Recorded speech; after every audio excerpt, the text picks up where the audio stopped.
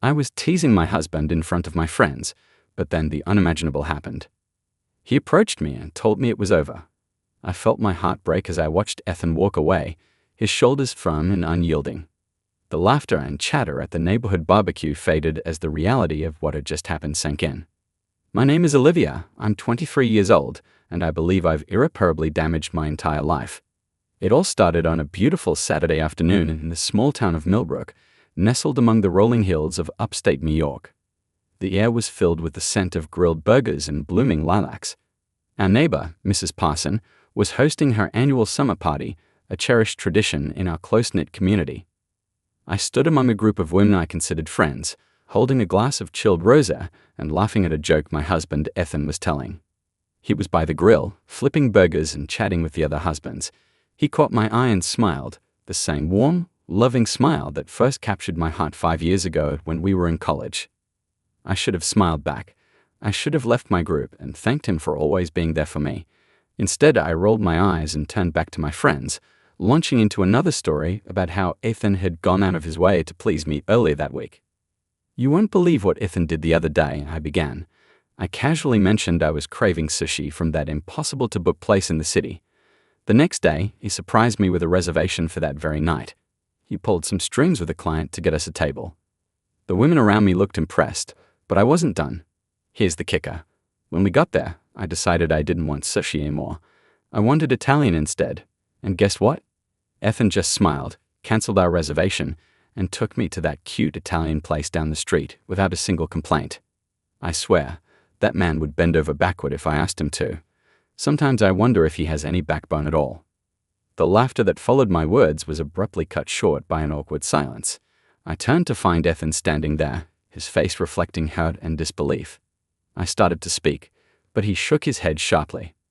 "We need to talk," he said in a low, controlled tone. He led me away from the group. I could feel everyone's eyes on us, my cheeks burning with embarrassment. Yet part of me was in denial, thinking Ethan would forgive me as he always did. We stopped at the far end of the yard, hidden from view by Mrs. Parsons' shrubs. Ethan set down the platter of burgers and faced me. His usually warm brown eyes were now cold and distant. "I'm done, Olivia," he said, his voice barely above a whisper. "I'm done being the punchline of your stories, done being disrespected by you and everyone else because you've made it clear that I don't deserve respect." His words hit me like a physical blow. I shook my head in denial. It was just a joke. "You know, I didn't mean to embarrass you in front of our friends or make you feel small or take advantage of your love for me. I'm sorry, Ethan, please." "Olivia, you never think about how your actions affect others, including me," he said, running a hand through his hair in frustration. "I've put up with it for years, thinking that if I just loved you enough, if I tried harder, you'd see me, really see me, but you don't." I reached out to touch his arm, but he pulled away, and it hurt me deeply. "Ethan, I do see you. I love you. Please, let's just go home and talk about this." He shook his head, a bitter expression on his face. "I'm leaving, Olivia. When you get home, your things will be packed and waiting for you on the porch. I don't want you in the house anymore." The finality in his tone sent a chill down my spine. This wasn't like our usual fights where I could persuade him to change his mind or where he'd eventually give in to keep the peace. This was different. This was the end. "You can't be serious," I said, panic creeping into my voice. "Ethan, this is our home, our life. You can't just throw it all away over one stupid comment." "It's not just one comment, Olivia. It's years of comments, years of disrespect, years of me giving everything I have to this relationship while you constantly take." He looked at me, pain evident in his eyes. "I love you, Olivia. God help me, I'll probably always love you. But I can't do this anymore. I won't." With that, he turned and walked away, leaving me standing alone. The sounds of the party were a stark contrast to the turmoil in my heart. I watched him weave through the crowd, briefly saying goodbye to our hosts before disappearing down the street toward our house. That thought jolted me into action. I hurried after him, ignoring the curious stares and whispered comments from our neighbors.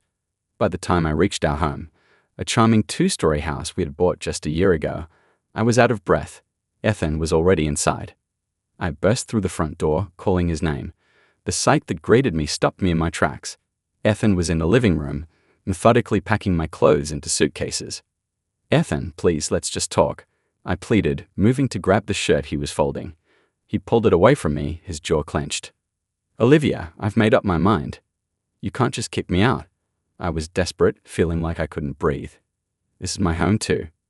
Actually, it's not, he said, pausing in his task to look at me with a stern gaze. The house is in my name, remember? You wanted to avoid being tied down by a mortgage because you didn't want to feel trapped. That conversation came flooding back. I had insisted Ethan buy the house on his own, saying it would be better for our finances. In reality, I saw it as an easy exit if things ever got tough. I never imagined it would backfire like this. Ethan, please, I begged, tears streaming down my face. I'm sorry, I'll do better. I'll change. Just give me another chance.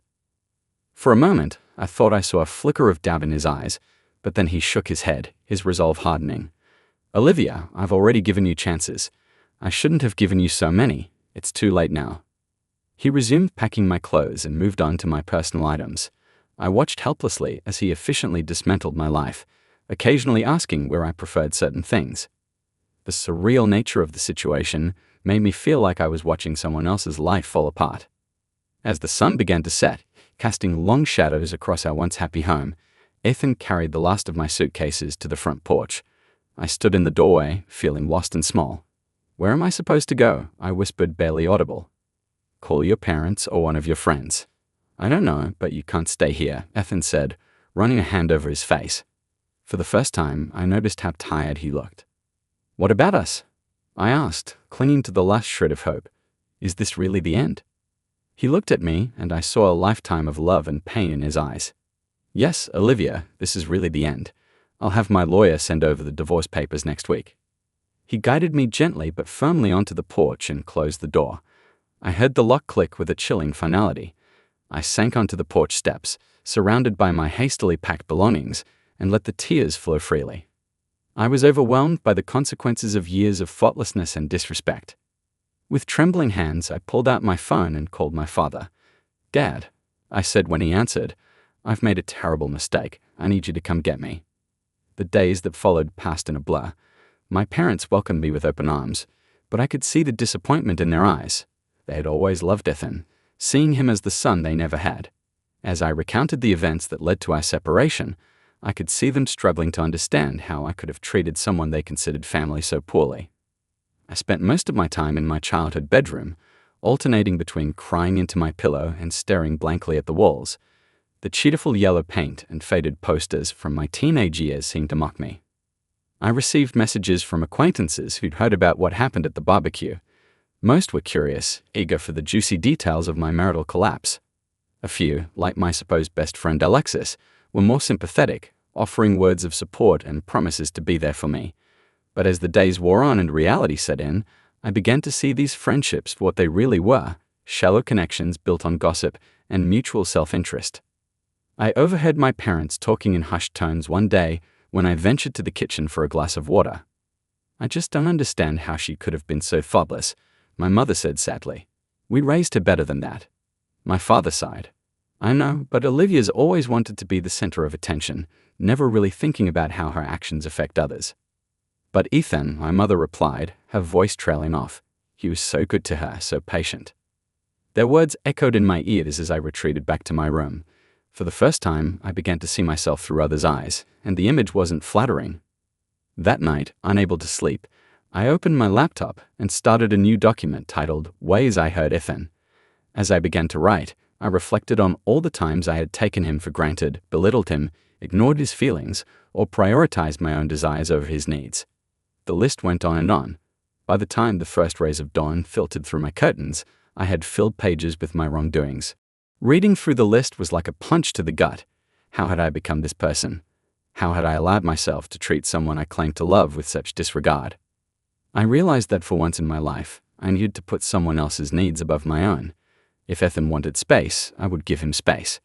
If he wanted to move on without me, as much as it hurt, I would respect his decision.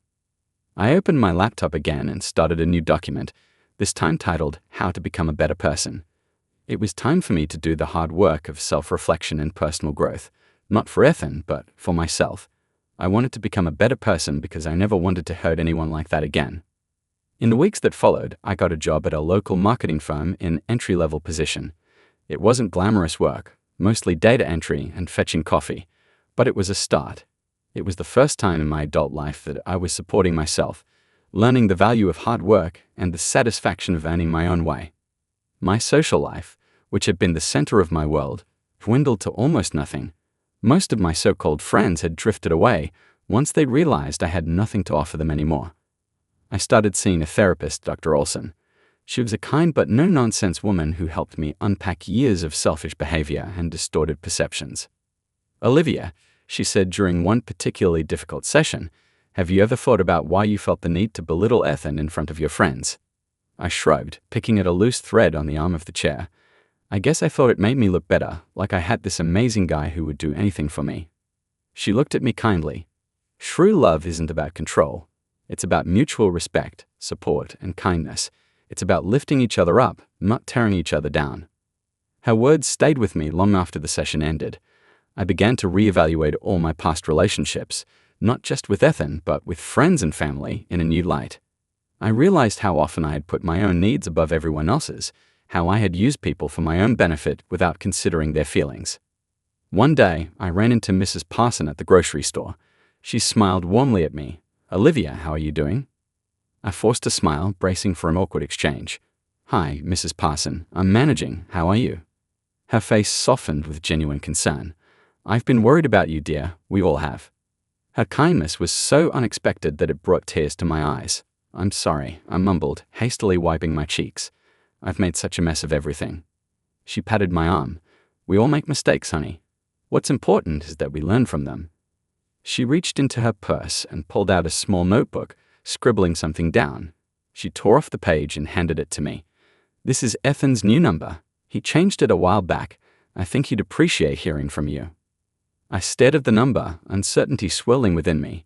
What would I even say? How do you ask for forgiveness from someone you've hurt so deeply? Ultimately, I decided to send a text.